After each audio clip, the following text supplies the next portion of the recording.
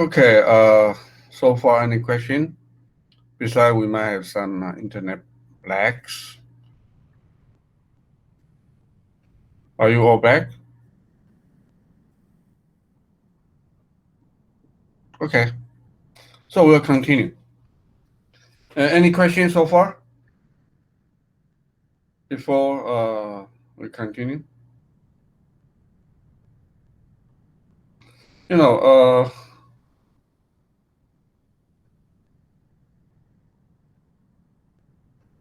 so how many?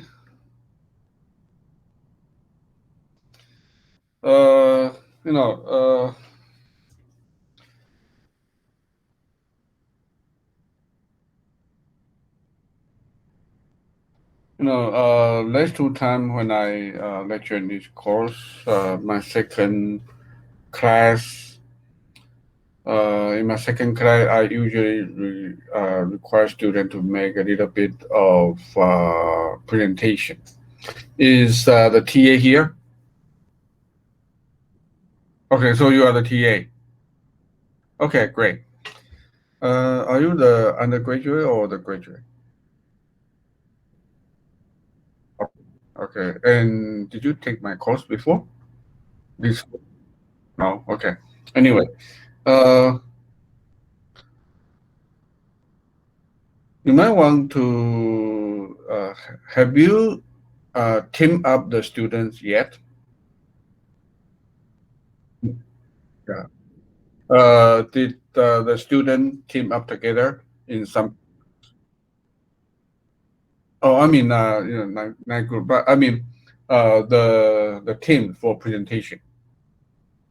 Not yet, not yet. Not yet. And I think that right now, as I know, you might have like 14 students. Let me see, 13, 14, 13 students altogether. And you might want to team up the 13 into how many you want? Three? Okay, three groups, three teams. Is that fine? Yeah.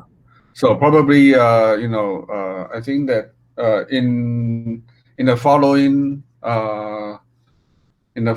courses, some professor might also require you to make some presentation, and you may tell them that you are separate into three, and because two, if we separate into two, each team has too many students, and I know there are some foreign students, and try to.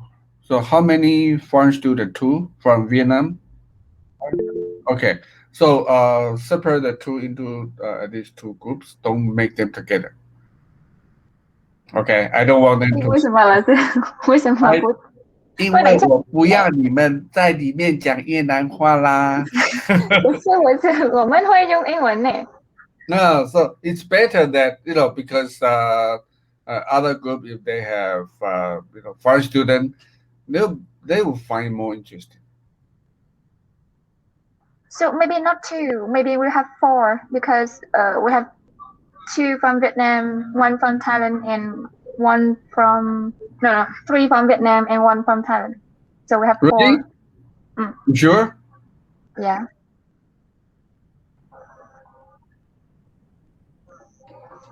She will. She will. She will. Yeah, because today, as I see from your name, only two from. Yeah, I still didn't see anyone from Thailand yet.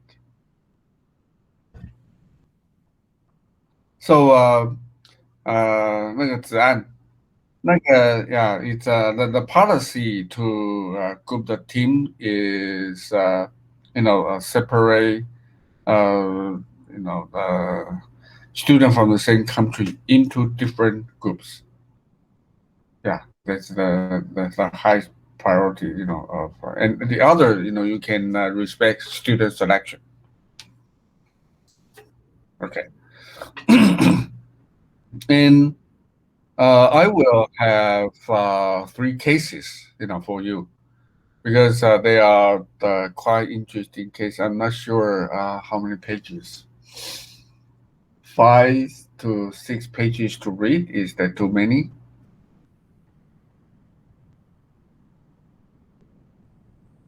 It's okay. Okay, great.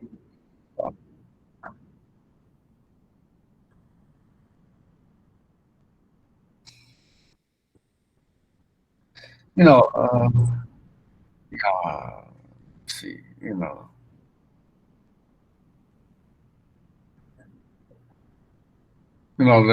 do not have exam.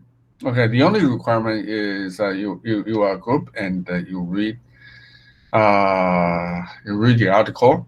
Some cases. I also in my course, that I also require students uh, to do the case study, and that's about Zara and also IKEA. They all know this company and they're quite interesting. And the topic is linked to what we lecture today. Yeah, if student, for student, it's hard to have some. I'm sorry, you order to have to follow. And yeah, we'll see. When you make the presentation, it probably will be in the 5th week, and with low possibility in the 4th week. We'll see. And today is the 2nd week, and so you have plenty of time to prepare. And for the lecture time, it's about we'll try to finish the presentation. Each team you will be assigned to have like 15 minutes of presentation, and then we leave like 10 minutes of discussion. So in the 3 hours, the presentation will have about 1 to 1.5 hours, and I will leave up the other 90 minutes for another topic, which is about the trade war. How the trade war will affect the supply chain. Okay. And today I will try to finish today's this about 30 something pages. Okay, so this is my plan. Any questions so far?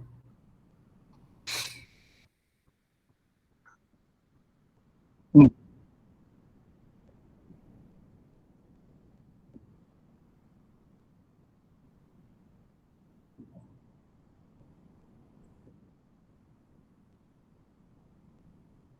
旁听的，为什么要旁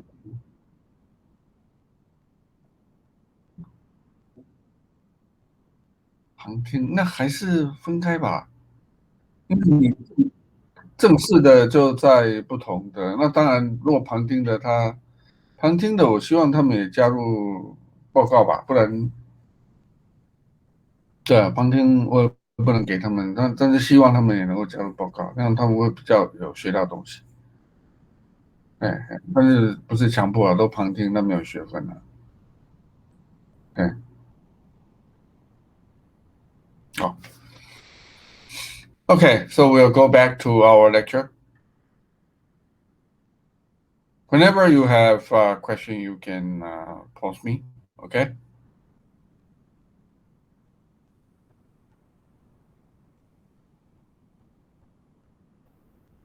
So you can all see the screen, right? Yes. Okay, great. Yeah, we just mentioned about the Boole effect, and I want to share you how the Boole effect was discovered. Actually, it was discovered by a P&G manager. The P&G manager actually is working in the wholesaler and the distribution center, but he found one thing that a lot of the uh, product they really have this kind of phenomenon. He one day he might have a lot of orders, and the rest of the week uh, he might not have any order, and his inventory is fluctuating. and his demand is also fluctuating. He was wondering why, for example, the shampoo, okay, is used by everyone every day, why there's still fluctuation. So he went to the retailer to see what's going on. And of course, you see some of the retailer, they might have some of the sales, but in general, and he couldn't imagine why the reason, okay, that the order he get is has some fluctuation. Actually, if you know, I'm not going to get into detail. Actually, if you know about the inventory policy, I'm not sure if you heard about SS policy. Let me see.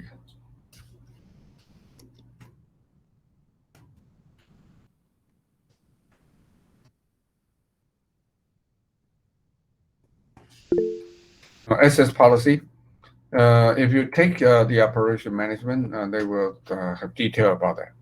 Okay, but I'm not going to get into detail. Anyway, many of the companies they are using SS policy for their inventory control.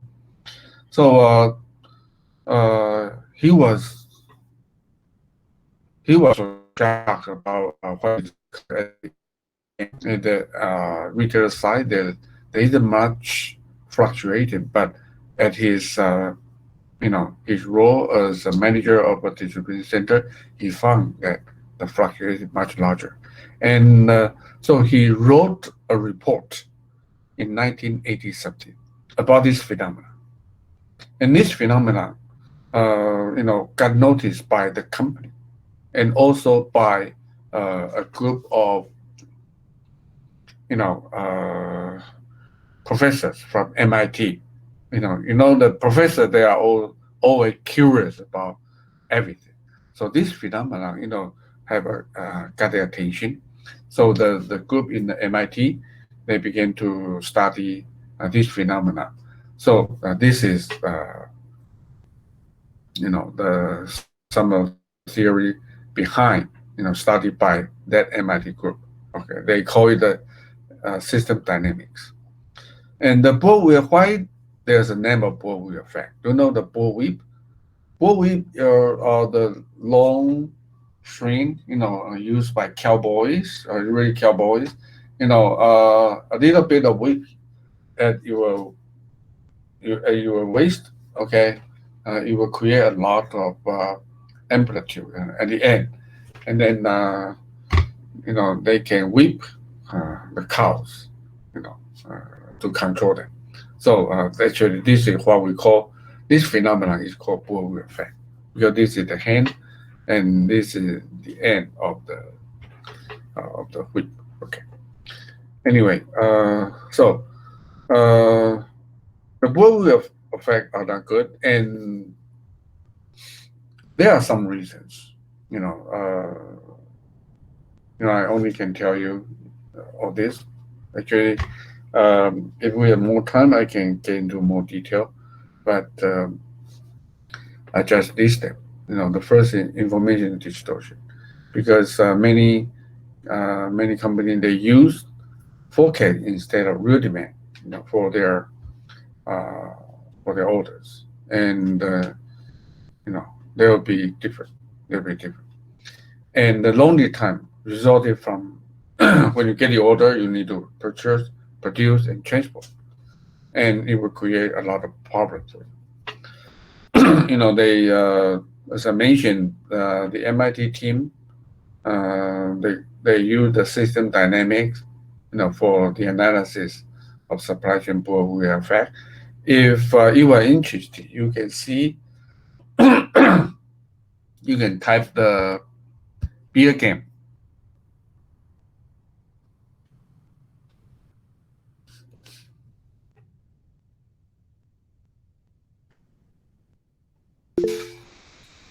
Okay, the beer game. You can Google it. It got a good name. It got beer, so you can drink beer and read the cases. Anyway, the batch and production, is rely on batch production and also insufficient supply will result in overproduction. Okay, and all this will trigger the bullwhip effect. And the goal of a supply chain manager, the first thing is try to mitigate the bullwhip effect.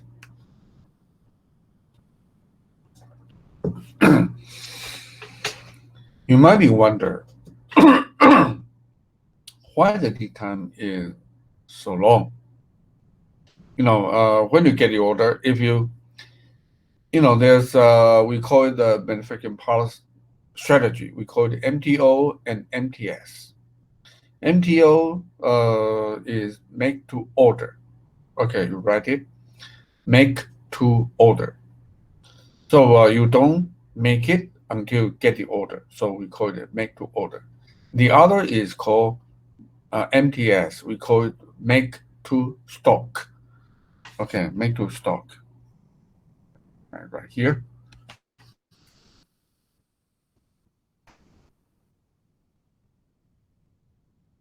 Oh, sorry, MTO, not MOT.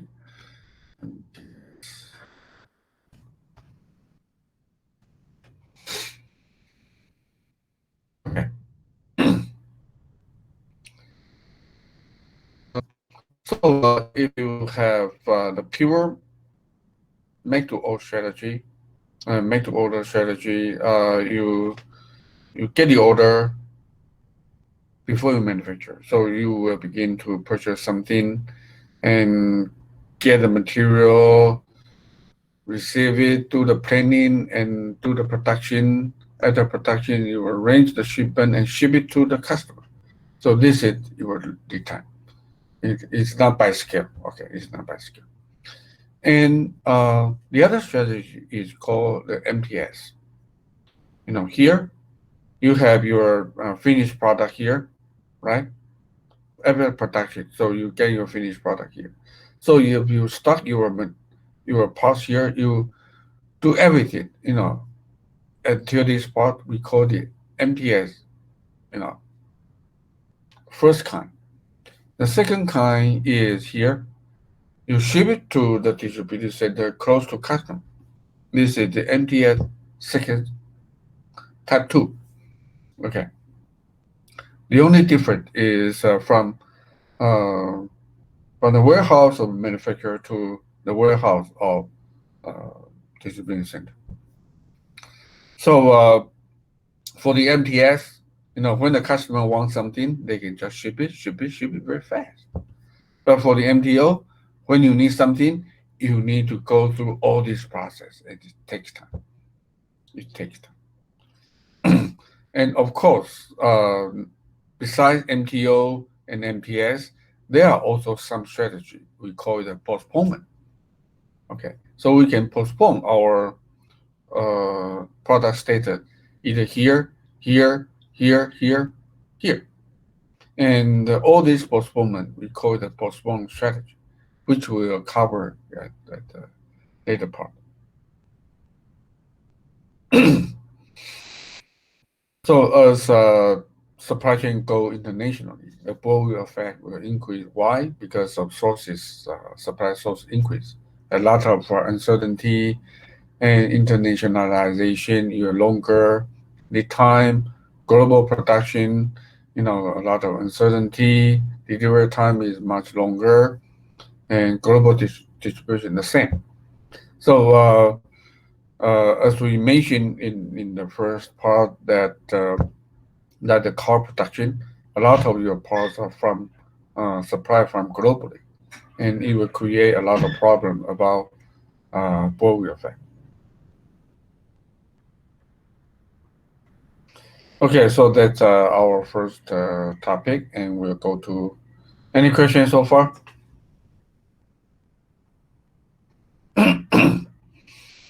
So our second topic is supply chain revolution. And because of trade, okay, and it create a marketing channel, and the marketing channel drive the need of logistics. And so marketing channel comes first.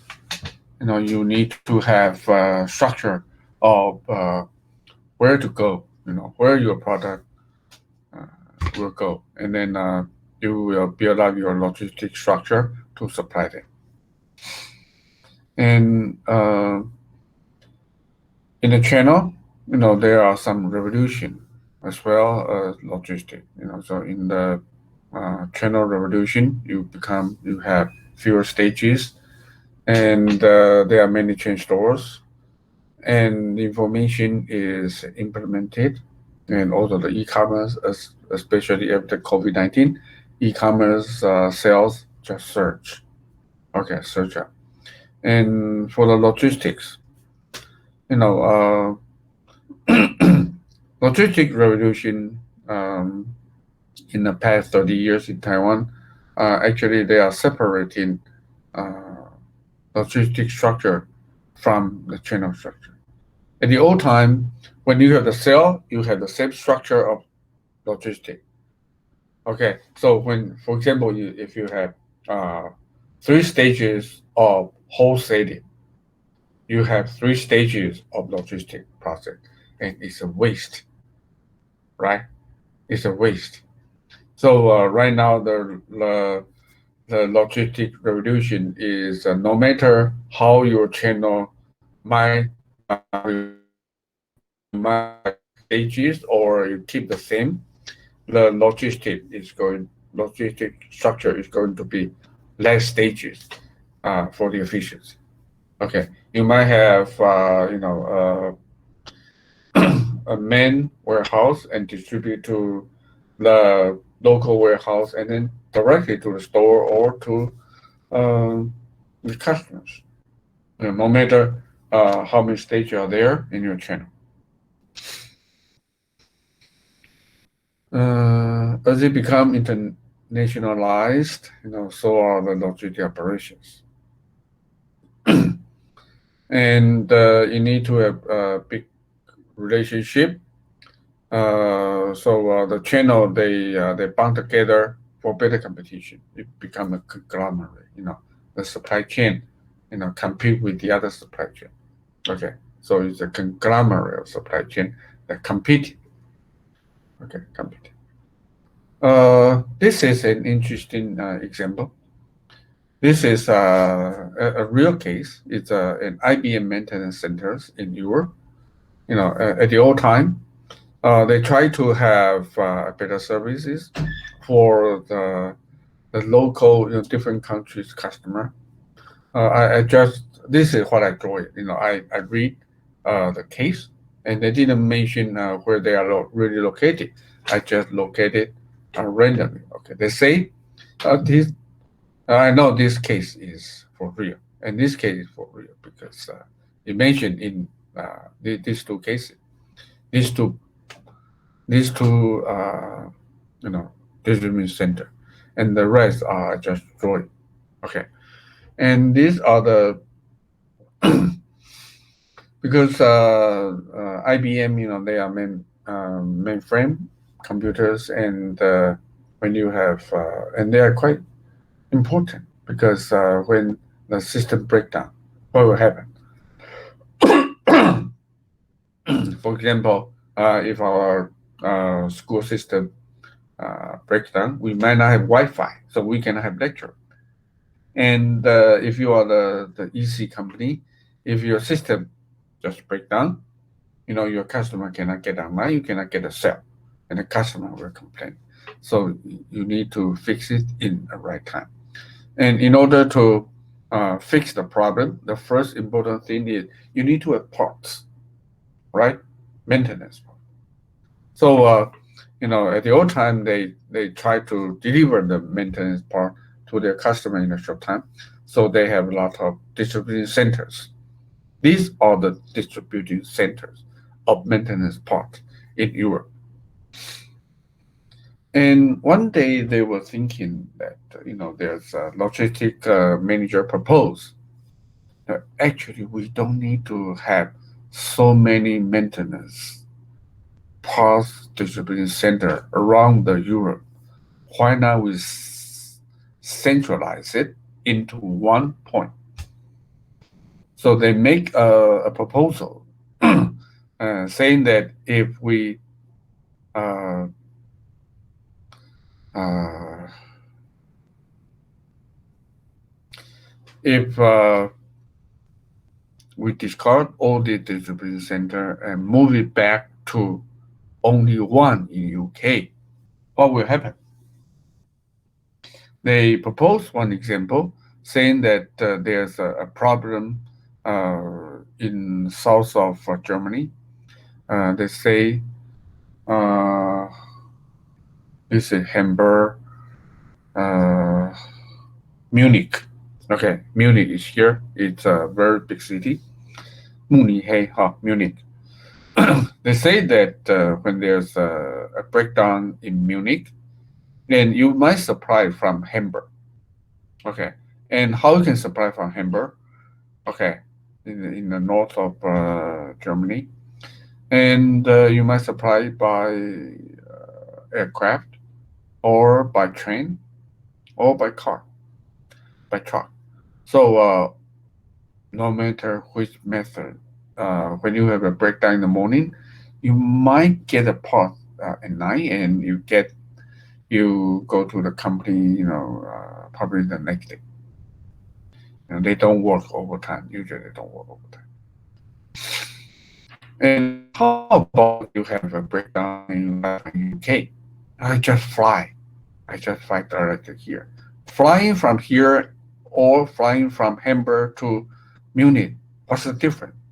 The difference probably is 1 hour of flight. Does it matter? It doesn't really matter. Because to supply the part from Hamburg to here, you need to get the order, pack it, and upload and then ship it. So the only thing you can reduce is shipping time is 1 hour different. But if you speed up other process, you might get equivalent. And so they found that if every part of Europe, if you supply from UK, even to Romania, only how many hours? 4, 5 hours of flight. Actually, it's no big deal. No big deal. But how about the cost? So this is the equation I want to give you. Please remember this because it's going to help you your lifetime. They say that if you have 16 distribution centers around the whole Europe, if you centralize it into UK, and what is the size of UK?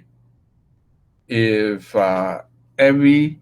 let us assume that every maintenance center they have the same demand, okay, same distribution center size, and if you centralize, let's say 9 of them, okay, centralize 9 of the distribution center into one. How large this centralized distribution center have to be in order to supply the original 9 market?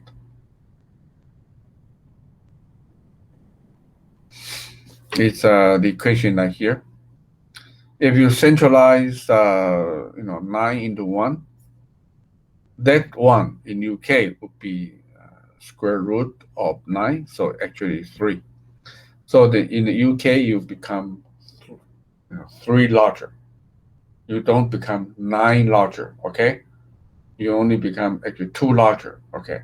Not 8 larger. So when you centralize 9 distribution center into 1, your size had to be triple, okay? Which also means that your total cost become 1/3, okay, of your region. Okay. Any question? Do you understand what I mean here?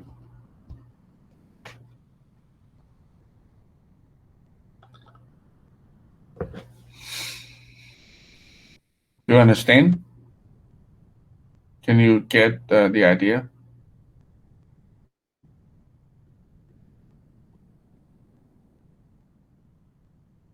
When you centralize, many distribution centers into one, the size of that one would be square root of n. Okay, so you have much. So for the UK, you become a larger place. Okay, but your whole inventory in total will be reduced by 1 divided by n squared, which is 1/3 in this example. If you had 16 into 1, your size becomes 4 times larger. Okay, and the cost becomes 1/4.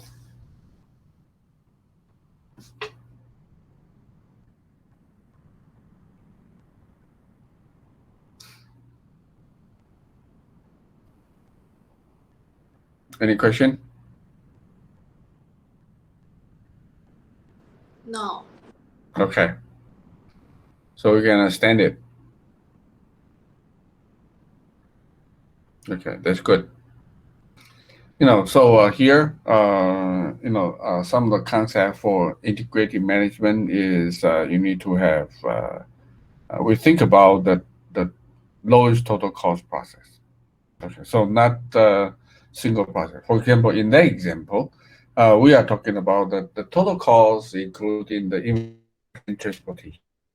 So you might increase your transportation a little bit because at the old time, if you have in different countries, if you have distribution center, you might use the ground transportation. It's much lower in price. But if you transport it from UK, you only rely on aircraft. It's a little bit higher in price, but as your maintenance part is not that big. Okay, so when you ship with express mail, at that time they were using the DHL, and the price is not that high, compared to the inventory. Especially the maintenance part, you don't know when you might need this disk drive or this case or something. You don't know that. It's a rare supply. So the thing about the total cost, so they add up the inventory plus the warehouse cost and the transportation cost. So the transportation cost might go up a little bit, but the inventory cost will go down by only 1/4. It's very amazing. So that's here. And other concept for integrated management is through collaboration. Okay, through collaboration. So if a company they can collaborate, and they can create higher speed. But collaboration, in collaboration, you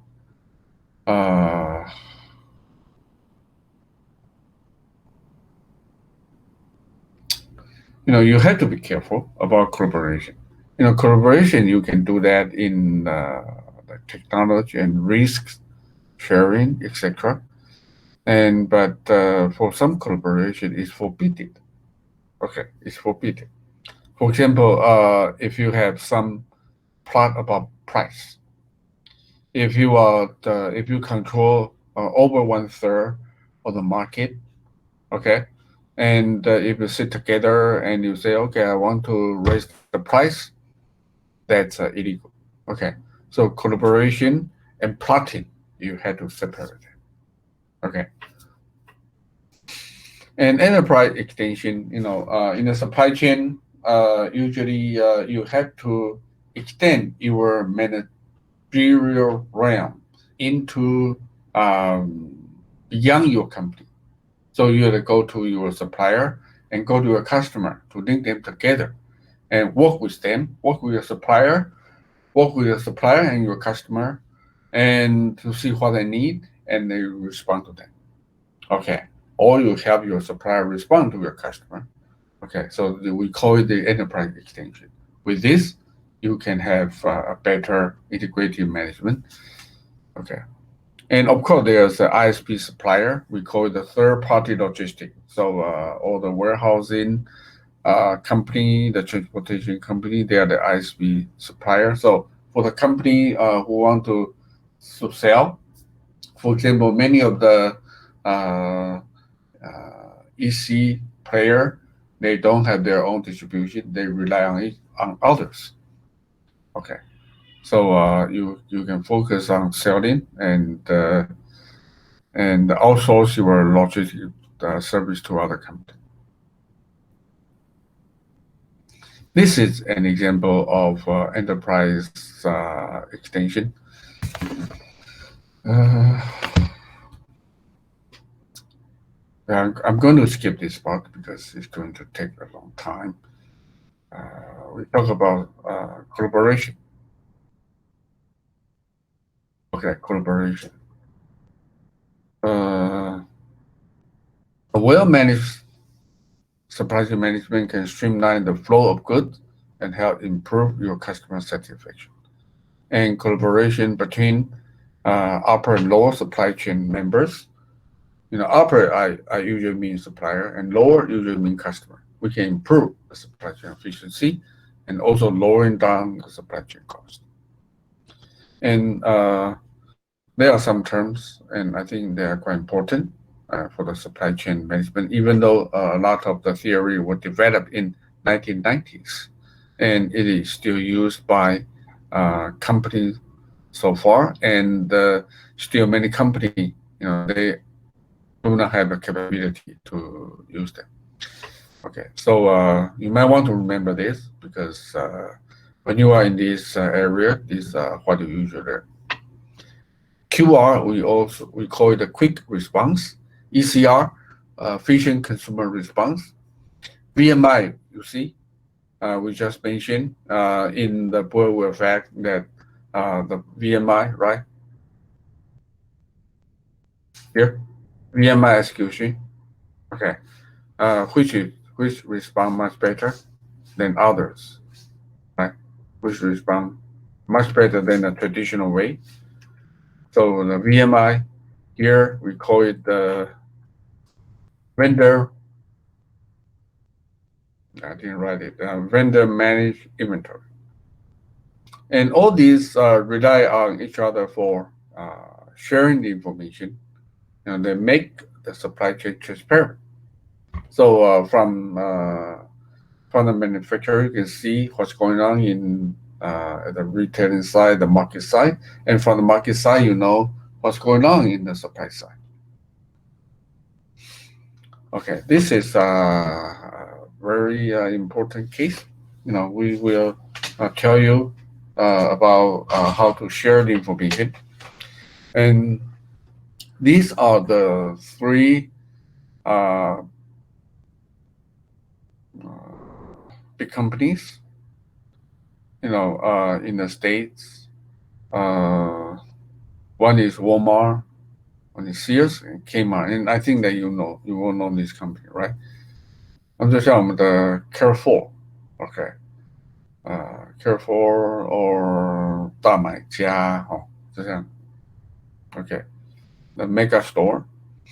And these are their profit structure. I got this long time ago, but I believe their cost structure is about the same.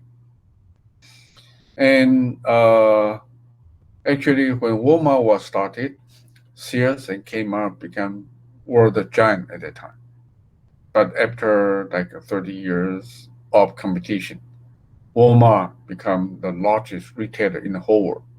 And Sears, they only have few stores. And Kmart, they have been bankruptcy for many times. Probably right now they are out of market. They're out of market. And why? You see the cost structure, and the gross profit of Walmart is 22%, and they are 24%. So you are 2% different. But you see the net profit, even though you make less money from your markup, okay, your markup create your gross profit, and your net profit is 5% compared to the other two, who are only 2.5%. So you one store of Walmart, you will generate 2 times of net profit for the company compared to others, right? From this figure. Because for the investor, at the end of the day, is the net profit that really matters. But how about the sales volume? We base on the sales volume that if they are the same, so one store compared to 2 stores of these two. By 22%, what does it mean? 22%, it means that you got 2% less profit, and for each retailer, for each like a Walmart store, Kmart, you might, in average, you have 30,000, 30,000 product, and by 2%, what does it mean?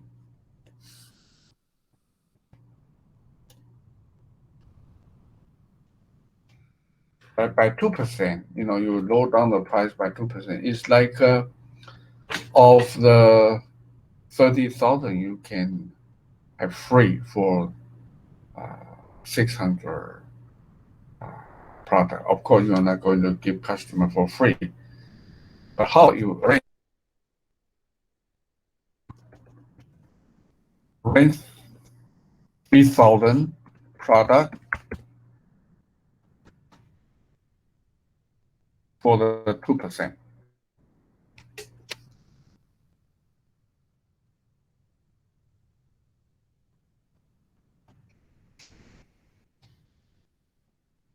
So if you rent 3,000 product, to share the 600 of free product. So you might have like actually 2% of the 30,000 products. So you might have like 50% off. Okay, you might have 50% off of product, 50% off, 40% off,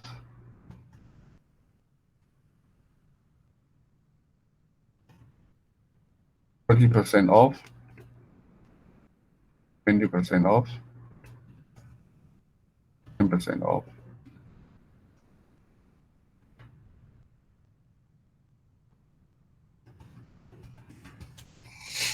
So you must separate your 3,000 parts into all these percentages, and you mark up in different color and spread around the whole retailer site. So when customer get into this part, because 1/10 of the product is in big sale, so you see that all the tags full of color. So the first image you go to Walmart is okay, everything is on sale, but actually in total only 2%. Okay, only 2% compared to others. So this is a great strategy. So as I remember, when I was, if you've ever been to United States, you see the sales power of Walmart. When I study in the U.S., there's a Walmart close by where I live. It's our city is not that big. West Lafayette is not a big city.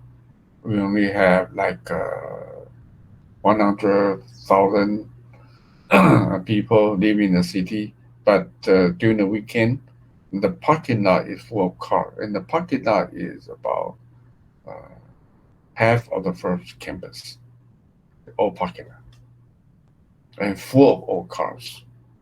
So you can imagine how many cars are there. So the we are conservative, saying that each Walmart you might have like 5 times of sale than others. So if you have 5 times, and each store you have 2 times the profit, so one Walmart, will generate 10 times the profit than the other two. Okay. So at the end of the day, seriously struggling. Right now, Kmart, I think that has bankrupted after 2 times of restructure. They still cannot beat in the market. Right now, it's Target and others, but Walmart is still the largest. Do you know that uh, what's the sales volume of Walmart? Do you have any idea?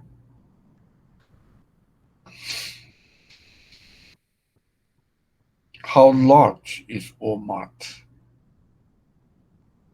Walmart's, let me give you a rough idea. Walmart sales is about 70 or 80% of the whole GDP of Taiwan. Taiwan is still a rich country. Okay, we have 23 million of people, and each one make over than 30,000 US dollar. You multiply them all together, you get the whole GDP of Taiwan is close to 700 billion. And you multiply by 80%, and that's about the sales of Walmart. Okay, so you can imagine how big is Walmart sale. But they started from 2 stores.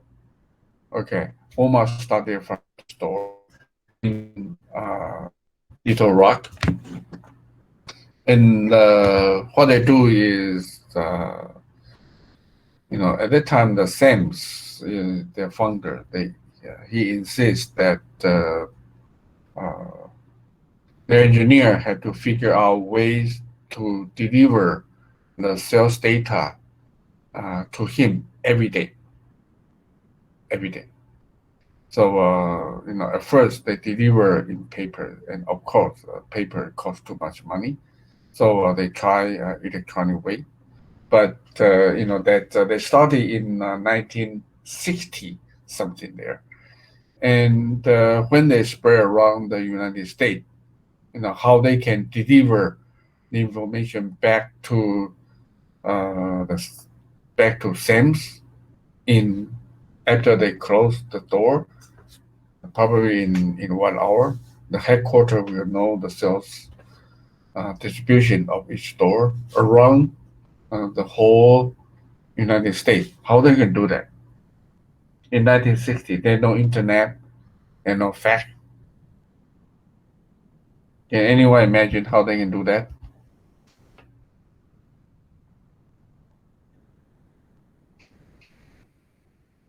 They use satellite. They use satellite. So at that time, there's no internet, but they got satellite.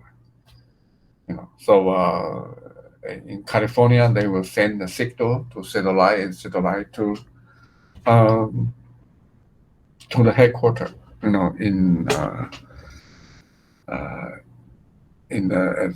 Little Rock, and then do all the analysis.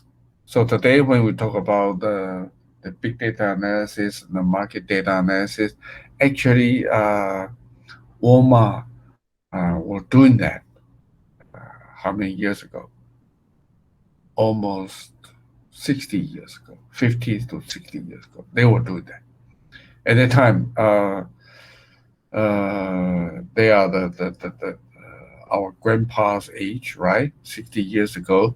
But they are as smart as we are. They are as well educated. So they know the statistic, and they use very low efficiency of computer to calculate it. Okay. So they do all the analysis. So they become very strong. So what I want to tell you, for this example is why Walmart can be so successful.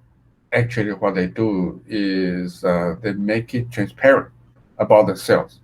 So their Sam's insists that all the retail sales have to go back to the headquarters. Even at the time, there's no internet. Okay, they use satellite to send back all the information for them, and then he has a group of people doing all the analysis, big data analysis. So they know that in which geography part or in which city, what kind of sale could increase, in a certain month, or because of some event, what kind of sales could be larger, so they can prepare in advance and respond it to the customer. Okay, so this is what we call the transparent. And so the phenomenon of bullwhip effect is mitigated in the Walmart's case, but not in others. So this is the power of Walmart. So actually, what they do is they do the functional integration and internal integration between the department, and also they work with their supplier. They work with their supplier to get the integration. Yeah. Okay, let's have some break, and this time we only have let's take about 5 minutes. Okay, so we still have a lot to go. Okay.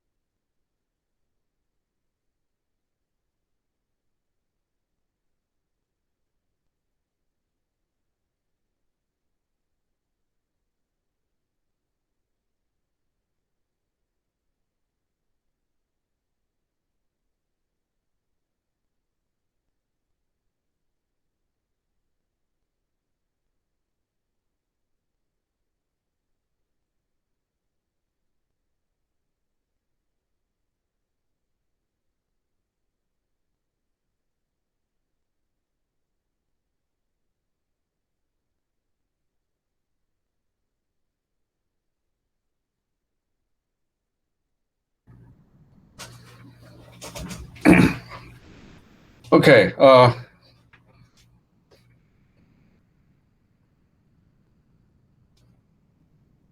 Has all of you come back? Yes. Okay. Yeah, we just talked about the case about the Walmart and P&G, and what does it has anything to do with QR and ECR? And here I want to tell you another story about how Walmart worked with P&G at the time. You know, why Walmart becomes so powerful and the operation is so efficient. It's all because of the operating cost is very low, and why the operating cost is that low. 70%, compared to 2.21, you might see the difference is almost 5%. And this make a big difference for the result of Walmart. And actually, some company, uh, some critics criticize about that Walmart give a lower salary to their employee as when they compare to Sears or Kmart at the same uh, at the same work title. But Walmart store is expanding, so he makes sure that everyone will be promoted in 1 or 2 years. And the Walmart, the manager, uh, they work with P&G all the time. The P&G has their own staff in Walmart's headquarters. So they were discussing all the possibility of lowering down the cost. And one day, Walmart manager found out one problem in the store. That's about a diaper. You know the diaper, right? For babies, the diapers. The diapers is very big, but it's a necessary part uh, for them because in America it's not like Taiwan. In Taiwan, that a lot of young generation don't get married, or when you get married, you only have one kid or no kids. But in America, it's different. They get married pretty young, at 20 something, and when they get married, they usually have 2 kids or 3 kids. So the population of America is increasing, and so for the young people, for the young couple, they go to Walmart to get a diaper when they buy others. And for the grandparents, when they want to see their grandchildren, they will go to Walmart to get some diaper, milk, everything, to see them. So it's a necessary part. But the problem is they are big and they are not very profitable. But it's necessary. So Walmart think that they, if it is possible, that they no longer manage the diaper, but instead they request the P&G to manage everything. You might think it's strange, right? That the diaper is sold from Walmart's own store, but they ask their supplier to do the management. Okay, and in exchange for one thing, the Walmart will give their sales information to the supplier, to the P&G, and P&G will base on this information of each store and deliver directly to the Walmart. And under one condition, that there are no cost increase. And if P&G fail to deliver the part to the Walmart, it will be punished. Okay. So do you understand my question so far? Can you get my? Can you understand my question? The situation, the Walmart and P&G. Okay. So right now, it used to be like the Walmart will place the order to P&G, and P&G deliver to the Walmart distribution center, and their distribution center send to Walmart store. But right now they don't do this. The Walmart's each store's information will send to their headquarters and send to P&G's headquarters about each store's sales of diaper, and uh, the distribution work will be done by P&G. P&G used to send in a container size to each distribution center of Walmart. Now they don't do that. They send in some pallets to each Walmart store directly without any surcharge. Okay, and they also have a punish term that if you are short of some supply in any of the store, they got punished. And so under this condition, can Walmart save money? Can Walmart save money? They used to need to have 2 or 3 people to manage the diaper, and right now they don't do that. So they can save some labor. They can save some labor cost, right? So for each Walmart store, they can save a few people. And how about for P&G? For P&G, their work has increased. Starting from shipping in the container size to one destination only, and right now they have to distribute to all the stores. It's different thing. The logistic cost become much higher in P&G case, right?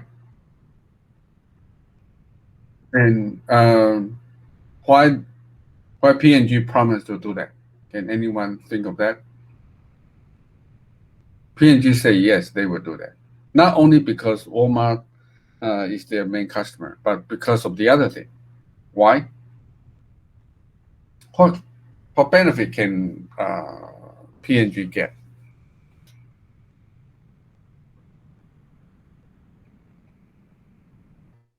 Can anyone respond? This is very critical.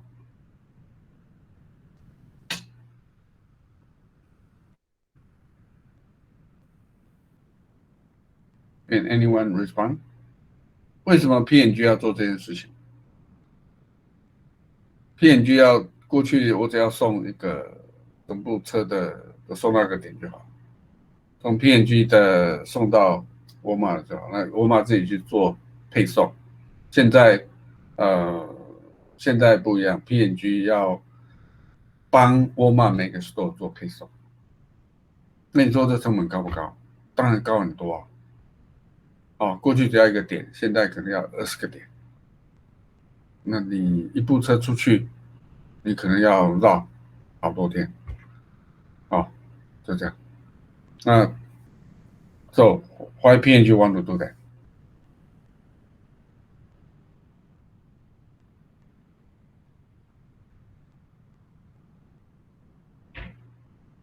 Can anyone guess?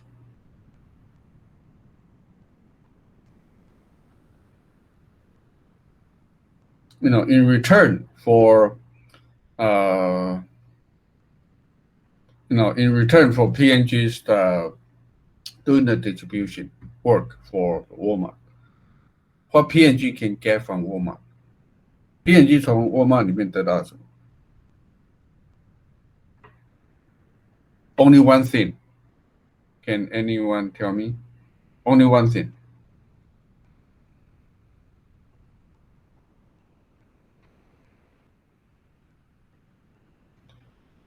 过去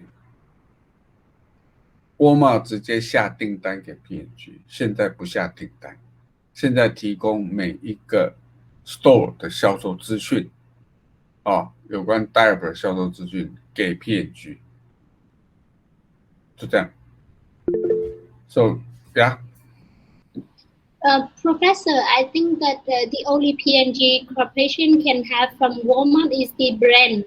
Like Walmart is establishing the. Is the brand? Yeah, there is. It's my personal opinion. I think that Walmart has been establishing the brand for many long time, so P&G can utilize their brand to do the marketing. Well, that's one way. P&G and Walmart, they both are big brands. Do you know P&G? P&G probably is the largest supplier, manufacturer of the personal cares. From shampoo to soap to face wash, everything. Toothpaste. They do not rely on Walmart to gain any name, and Walmart do not rely on P&G to get their name. So both are the powerful supplier and retailer.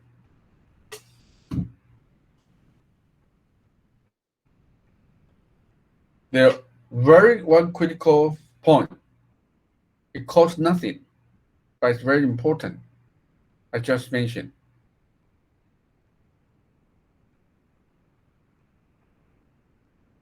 Right. Okay, you are the TA and you got it. The information.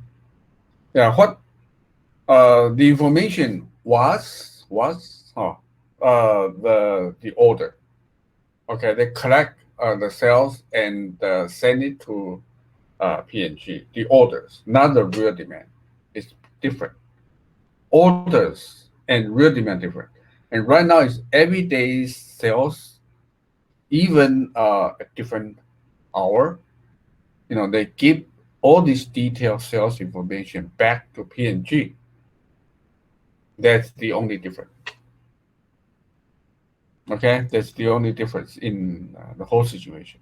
So P&G only get one thing, is the information. But P&G had to pay a lot. They from transportation to distribution, the cost is at least triple. But they say they want to do that because they get the information. Why the information is so critical?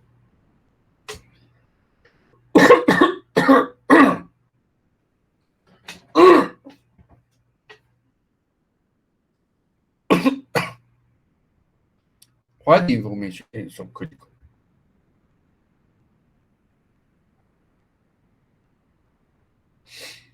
Do you remember when we talk about the Boyle effect? We said that they had a problem of they only get the order, they don't get the real information. That's why the Boyle effect is so serious. And here,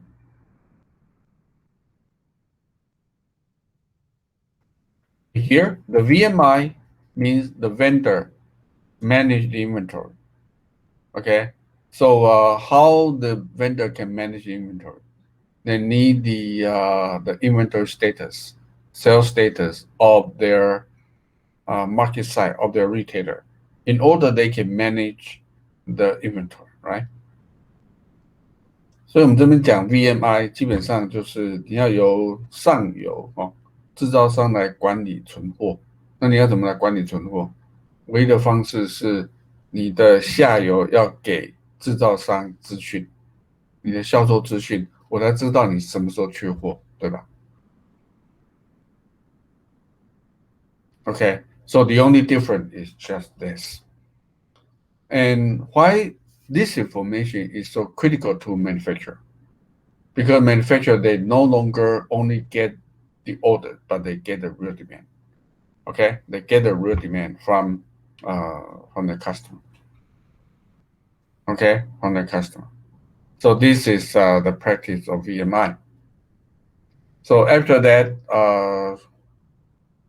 does anyone lose? in this collaboration？ 这个沃尔玛跟 P&G 有人，这是一个零和的游戏吗？还是 win-win strategy？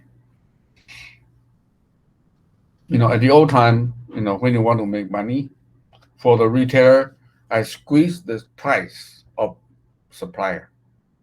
Okay, so I make more money. I raise the price of customer, of our, final customer, so I make more money. So that we call it the 0-1 strategy. But here is win-win strategy, right? Both P&G and Walmart, they both lower down their price. For the Walmart, they save the money by labors. And how about P&G? 所以这边讲就是说，这个策略基本上是一个 win-win 的策略。你沃尔玛他赚了钱，他钱哪边赚的？他基本上省了人力，他不用去管理这么多的 diaper， 他人力都省下来。那 P&G 可以省什么？ P&G 都省在存货。省在存货。为什么？我们刚刚讲过有长边效应，长边效应原因是什么？你不晓得市场资讯，你就盲目做一些事情。现在P&G 知道实际的销售状况，所以他可以来做因应。P&G 的 diaper 就是因为这个策略，它有几间啊？我记得之前有7间，全世界在那个时间点他们特定的有7间那个做 diaper 的工厂，他关掉2间。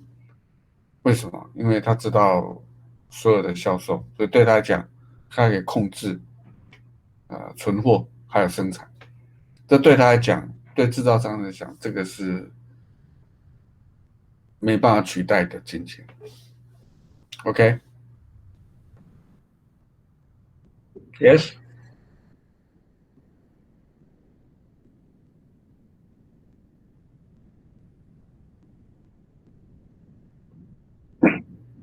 Right. Right. Right. And the right amount. Right. So they, if you, the right amount is quite important because before that, you might have a surge demand. Okay. And right now, that kind of order no longer exists. All the demand is very smooth. It's very smooth. It's not like this. It's not fluctuating. It's become very smooth. So for Walmart, for the P&G, they don't have to prepare excessive inventory for the increase of the demand. Okay, they only have to plan the right amount, for the normal demand. Okay, so this is what we call the VMI. So the only difference is if you can get the real demand of your market, that's very precious. It will be very precious. Okay. Okay. You are good. You can ask questions, so which means that you can understand it. So any others?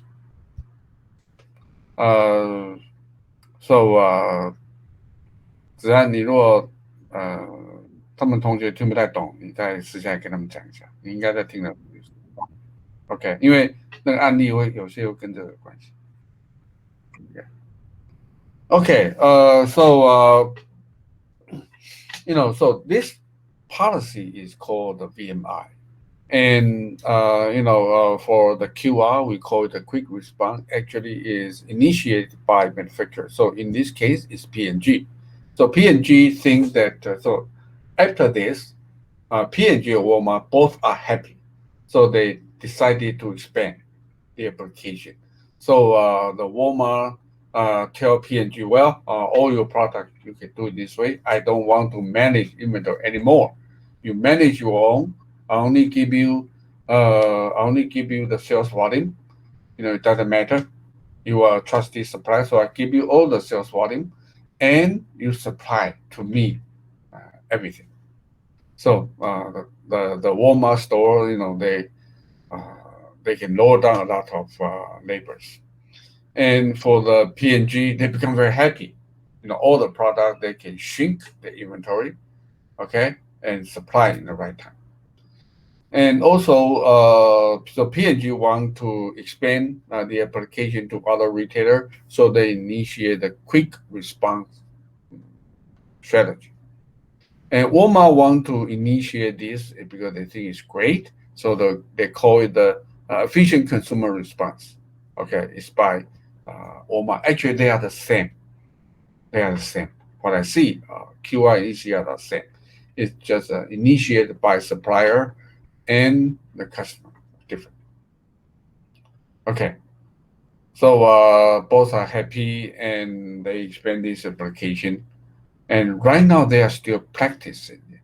They are still practicing it. Okay, it become very successful. One of the very famous case in the supply chain. Okay, so today we talk about two very important things. One is the essence of supply chain, about speed and the inventory, right? Low inventory. And we also talk about right now so far two very important theories. One is about Bohr effect. The other is QR and ECR.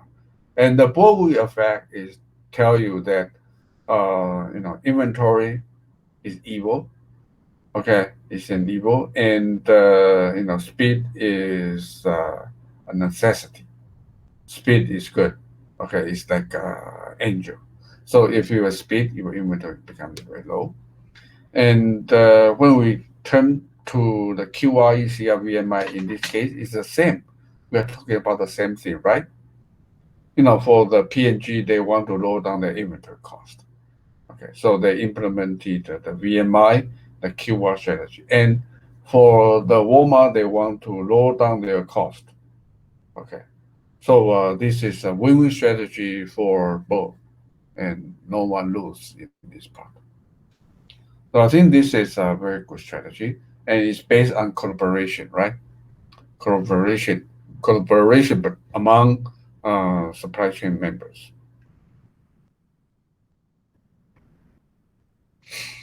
Okay, any questions so far? Okay, only have 20 minutes. And we'll go to the next topic, which is responsiveness. Speed. This is about speed. And in general, we have two kind of business model. One is called the ABM, the other is RBM. And ABM is what we talk about. Yes, so you can write MTS here, okay? And so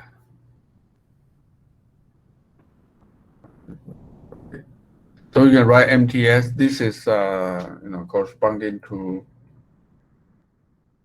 this figure, MTO and MTS. Okay.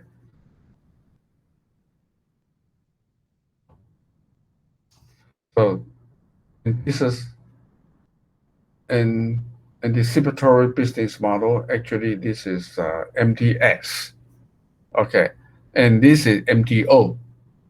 Okay, so you do the forecast, you manufacture it, and put it in the warehouse waiting for the sale, and then you deliver to the customer. And for this, you don't do anything until you get the order. You try to sell it before you buy, manufacture, and deliver to the customer. Okay, so this is the MTO.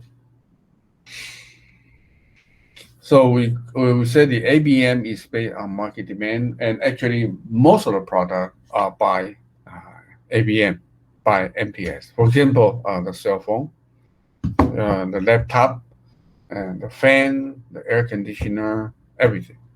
About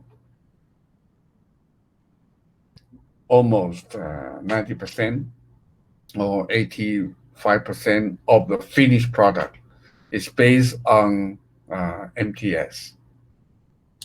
How about MTO?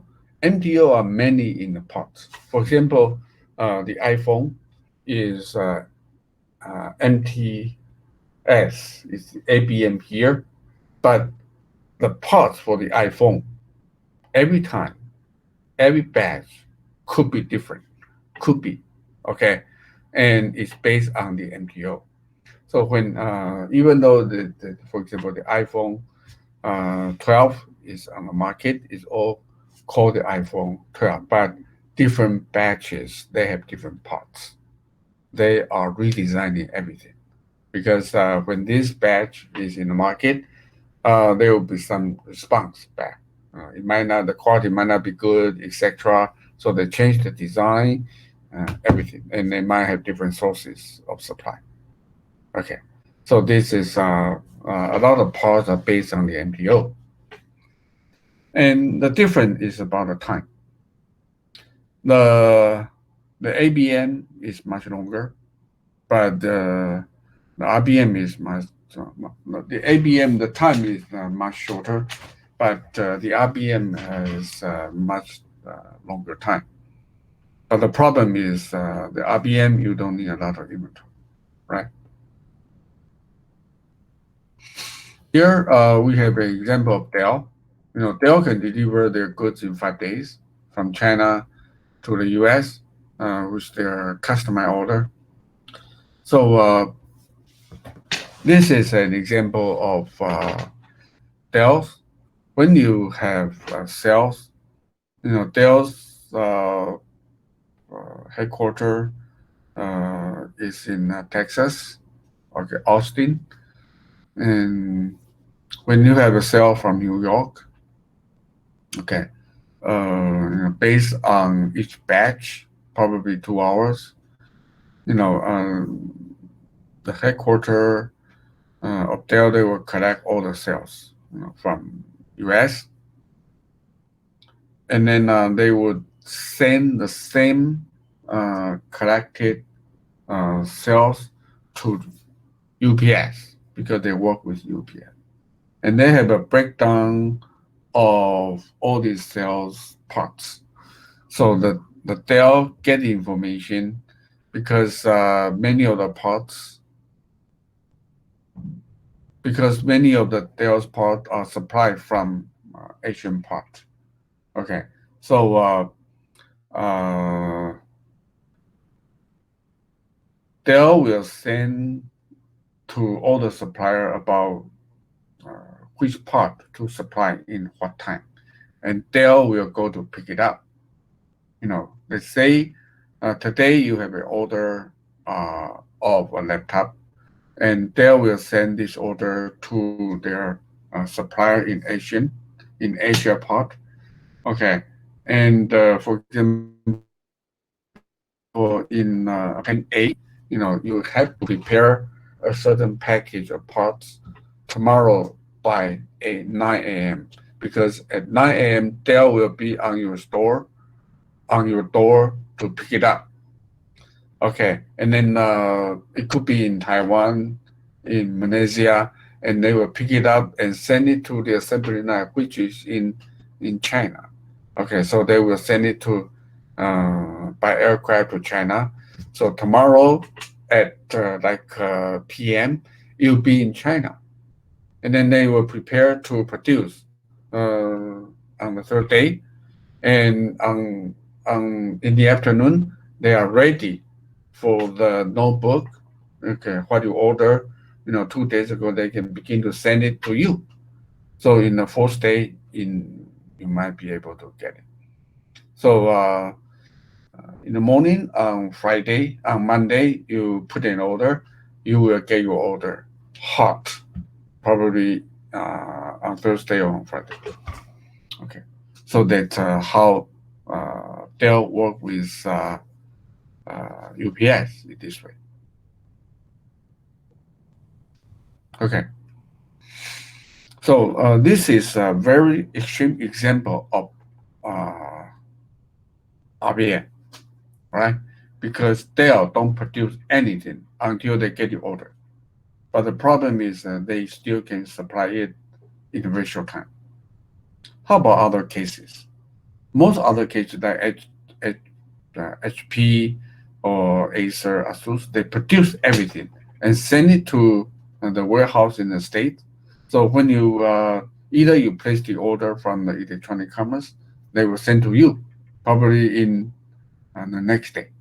Okay, so it's the difference is 5 days and 1 day or 2 days. But so depending on the customer. But the problem is for Dell, they do not have inventory. For others, Acer, you might send, okay, I might send 1 million of notebook to the US, and hopefully they can be sold out. Probably they cannot be sold out. They will have like they only sell like a 500,000. How about the other 500,000? Okay, you'll be died out because of a lot of inventory. Okay. But the good thing is for other company, if you use the MPS strategy, um, your customer will be very happy because you can get it right away. But for Dell, you have to wait. But the problem is for Dell, they will have zero inventory. Okay.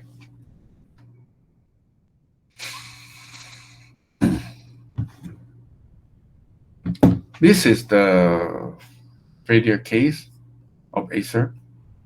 You know, in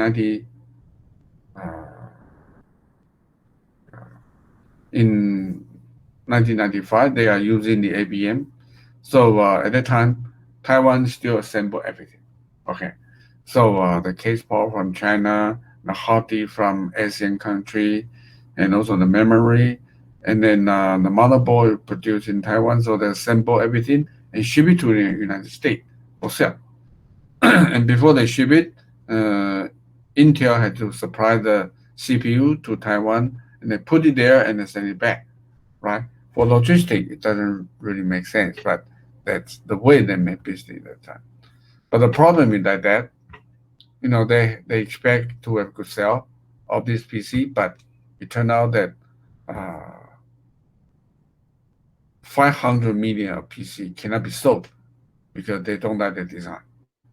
And it took them 2 years to sell the product in other countries like Mexico, China, Mid East country, etc. It took them about 2 years. So at that time, they write off 15 billion US dollar of loss in the year 1995. So after that, Acer learned the lesson that they don't no longer want to do the ABM strategy for the PC. Instead, this is what they do. So in 1996 or 1997, they began to implement this strategy because it takes time.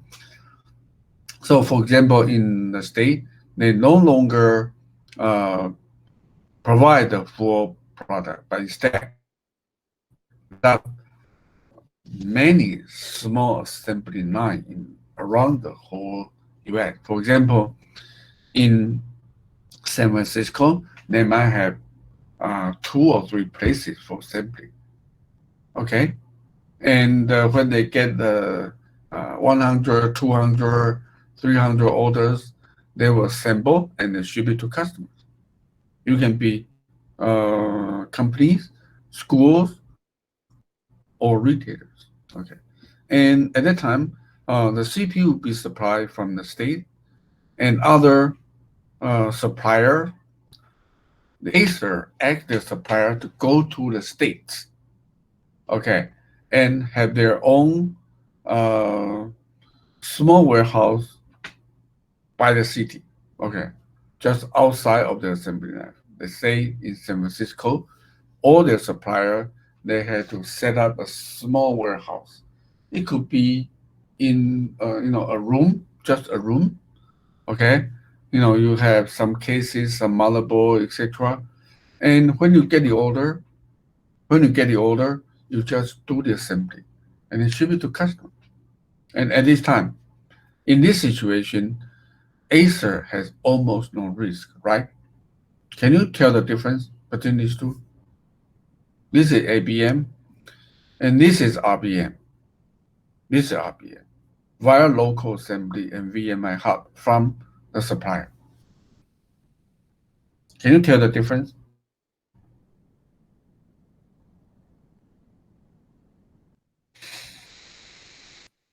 同学知道这两个问题吗？过去 Acer 1995年就整部电脑组装完送到美国去卖，卖不掉怎么办？卖不掉你只能整部电脑送到别的国家去卖，那你的零件不可能把它拆掉，因为那个不合成本。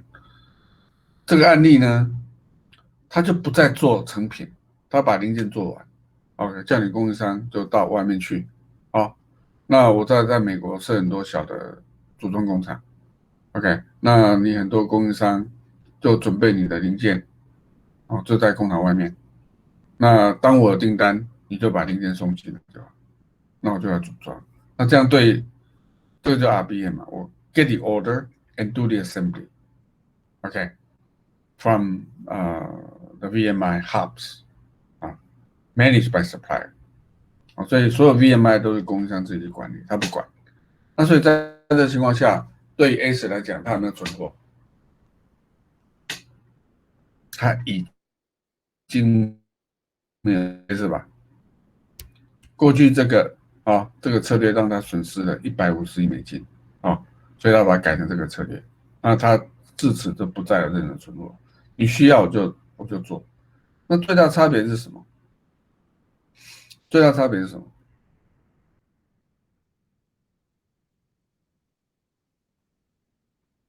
我刚刚讲这个叫 MPO， 这边做完的东西叫 MPS。当你东西做完，你把一个手机组装完了，这手机卖不掉，你会把镜头拆下来吗？你会把 CPU 拆下来吗？不划算。OK， 那如果说你是在这边用 ABM 用 MPO， 那你还没有生产嘛？所以零件定错，这零件未来可以变成别的商品。大概变成别的商品，所以你存货风险比较低啊。你最多就是零件的存货，零件的存货会比成品存货低很多风险，这样了解意思吗？成品存货就不能再变了，成品一定要把它卖掉。零件的存货你未来还可以变 ，OK， 你会变成不同商品，所以它风险它不会说它至少不会说过期还是怎么样风险比较低。Can you get that? Okay, so when you have the finished product as your inventory, your risk is very high. But when you only have parts as your inventory, your risk is much lower because your parts can be deformed into other product in the later on cases when your original sales cannot be promised. Okay, you still can assemble your original part into different product.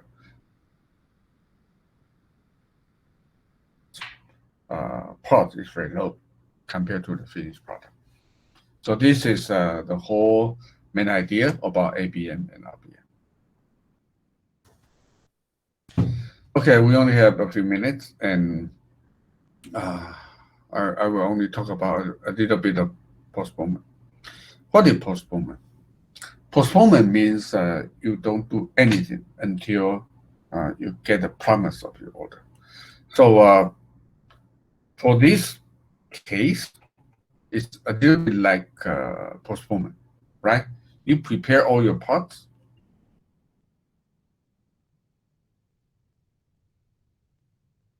So the Acer's case is not, this is not here, okay? They are almost here, right? They are here because all their parts are ready. So this is the lead time of supplier shipping and do all the planning. So this is the real production. So the Acer's case, their MTO is like here, it's not here. So they have already lowered down the lead time, right? So actually in Acer's case, this is, we call it the MTO. Is it right? You can call it that MTO transform postponement strategy. So there's postpone everything in the past form until it is the order is promised by your customer. So this is what we call postponement.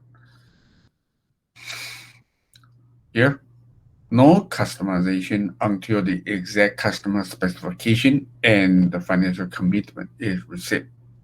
Okay. So that let's say we have an example of tuna cans. Okay, this is probably our last slide today. Let's say this is the whole process. You have frozen raw tuna. Okay, and then you cook it with seasoning. How long it takes? 1 to 2 weeks. Okay, 3 flavors. And right now is the tuna paste with flavors. So you freeze it. Okay, and then you do the canning process. So the canning process is 1 to 2 days, and you have different cans.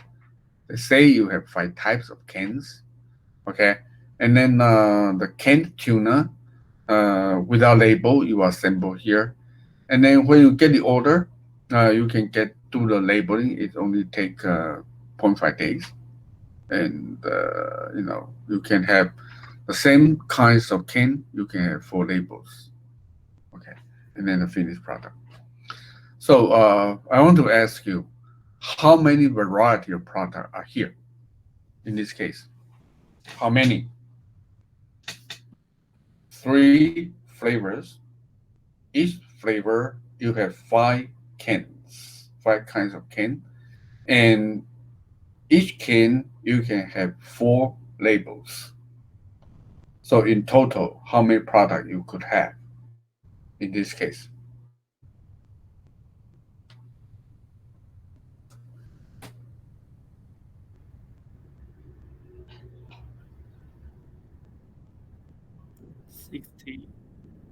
How many? 60. Right, 60. 3 multiply 5 multiply 4, you got 60. So in total, you have 60 kinds of product, right? So don't pick up tuna because they are all manufactured by the same company. Okay, just a joke. Okay, so but this process take 1 to 2 weeks. This process take 1 to 2 days, and this process take only 0.5 days. So if you were the manager of the company, where you want to put your inventory form? Here, or here, or here, or here. 1, 2, 3, 4. 1, 2, 3, 4. So which form you want to put your inventory? In raw material, or produced flavor, or can, or even labeled? 1, 2, 3, 4. So in which form you think is good for you?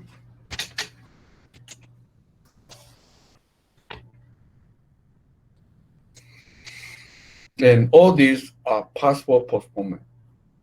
If you have inventory here, it's purely MTO. If you have your inventory here, it's purely MTS. And these two are we call the postponement.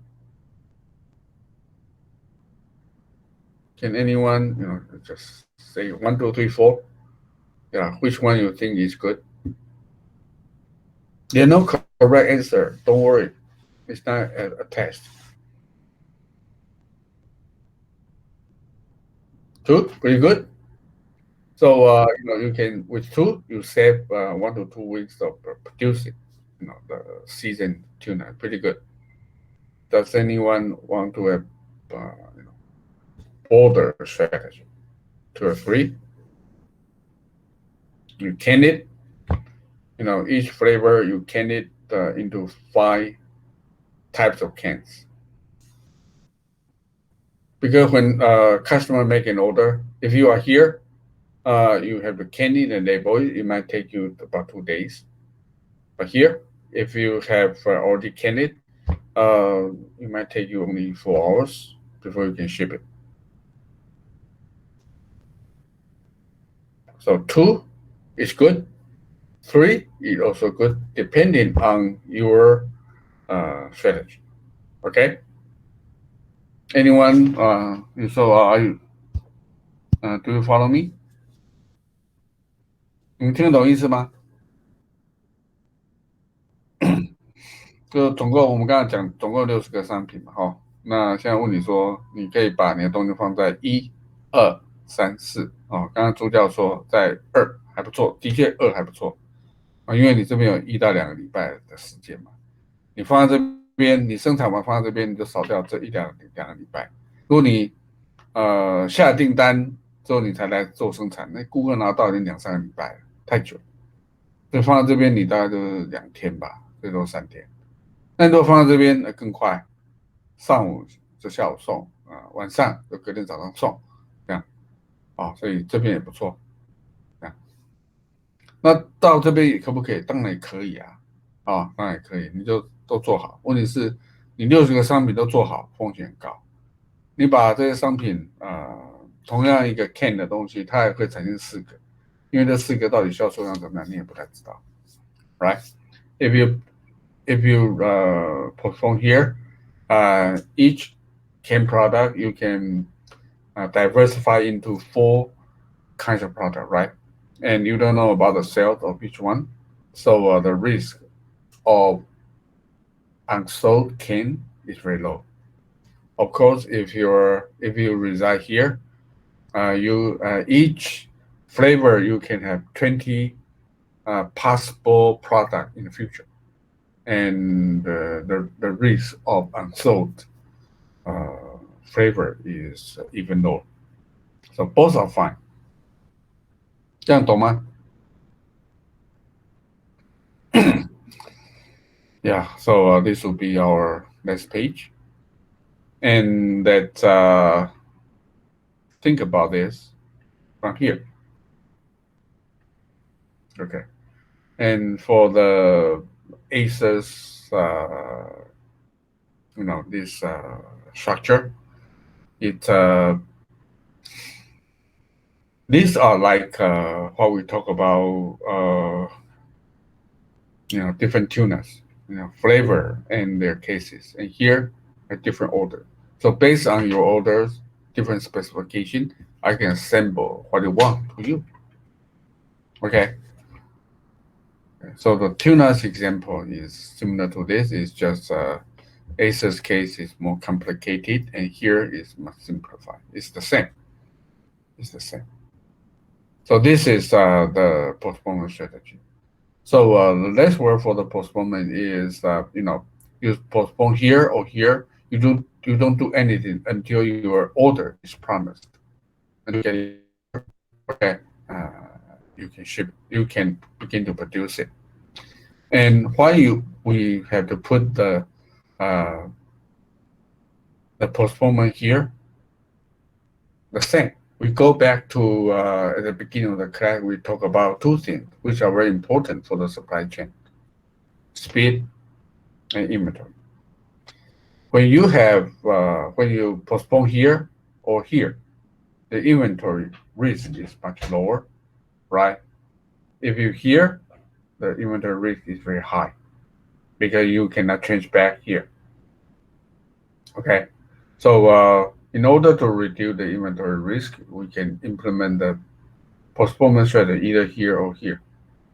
And how about speed? The same.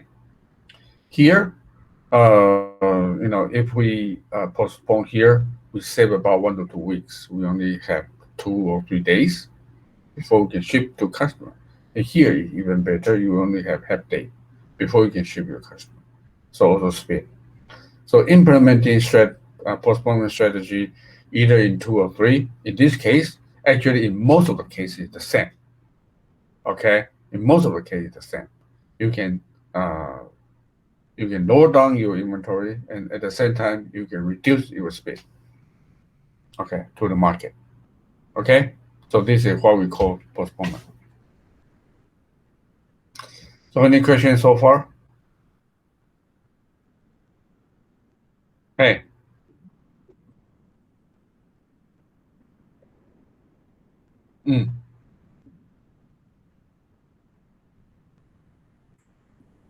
18页。OK， 这张图基本上就是就过去 IBM 的那个 maintenance center 哈，它在每一个国家都有，欧洲每个国家都有。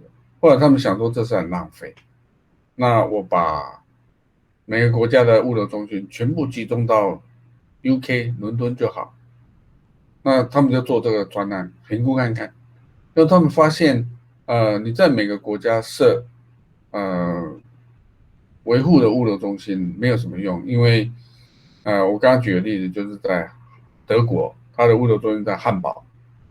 那如果南部有一个需求，我从汉堡送到慕尼黑，跟从 UK 送到慕尼黑时间差不多，这样了解是吧？所以对于顾客服务水准来讲，就在那罗马尼亚，我从这边直接飞过来，跟你从这边送过去，差不了多少时间，也许差3、4个小时。如果你也是够快的话，这样了解是吧？那我现在谈的这个就是我们刚刚讲这边 lowest total cost， 也就是说，我们整个物流成本会包括存货加上物流中间的成本，还有运输的成本，这2大项一起加起来评估。那我若把全部的 inventory 放到 UK 的话，我送到不同国家的运输费用比较高，为什么？因为我要靠快递送，快递会稍微高一点。OK， 那可是我可以省什么？我全部集中在这边，我会变比较小。假如说我原来有九个点，在整个欧洲有9个点，我现在集中到英国的话，我只要把英国的变成3倍大就够了。所以我本来是要管理，比如说9000瓶，我现在在3000瓶就够，了解是吧？那我整个成本就降下来，只要原来1/3，存货成本就原来1/3就够。那这当然有一些假设，就是说每一个点的大小都一样，要想集中起来，要变成原来1/3，开根号 n 就对了。那所以我说这个是蛮好一个蛮好的一个快速计算方式。哪一天你的老板说，你去评估一下这么多个地方，那你要把这3个点变成1个点，那到底成本多少？你就直接跟他讲啊，你就扩大1.71，根号3嘛，1.71嘛，对不对？那成本就是1除1.71啊，就差不多这样子啊。rough， 老板会觉得你很厉害，这样了解是吧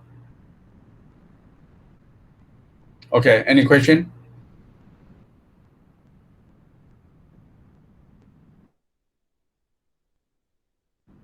对，那报告我看一下，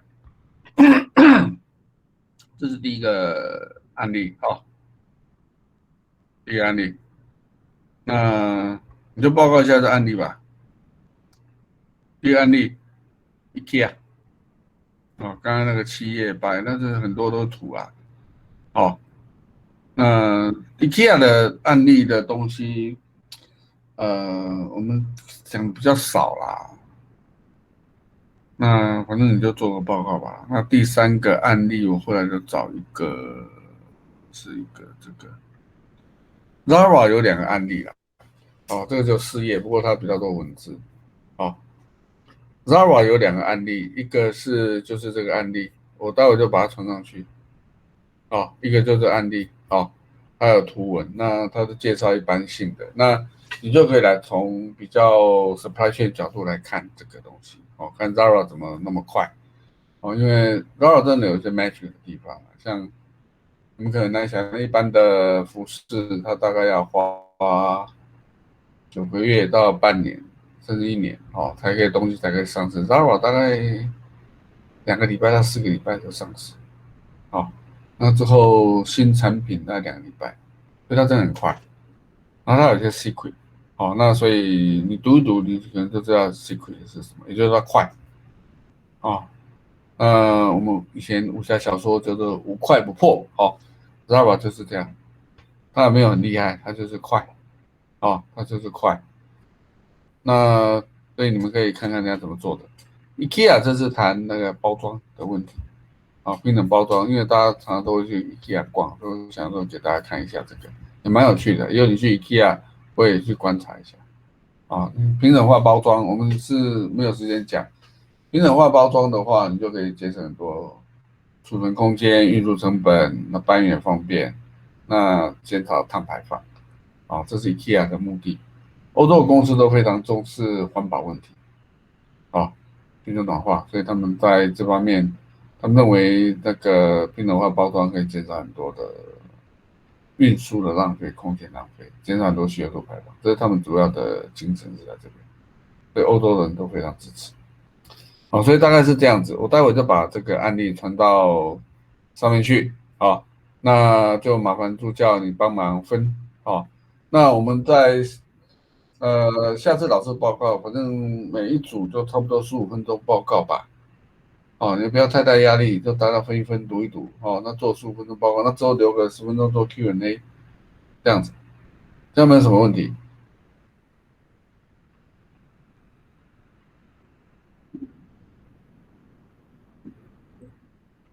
对，应该是第5周。对，我下次我上课时候，比较原则上是排第5周啦，但是会不会第4周我真的不知道，因为我有一个行程目前还未确定，我会跟各位讲，会提前跟各位讲。我是希望排在第5周，哦，那你们有点时间准备，那现在也知道这样，那这样杨老师下这个课可以连贯，他们觉得这样比较好。好，那我们next time, besides your presentation, I will we have another topic to discuss. That's about the trade war and how it affects the supply chain structure. Okay. So next time we are not you don't only present. I will also tell you about this topic. 好，这样没有什么问题。So far, any question?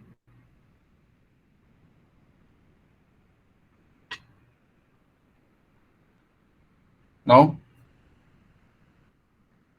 Okay. This conclude our class.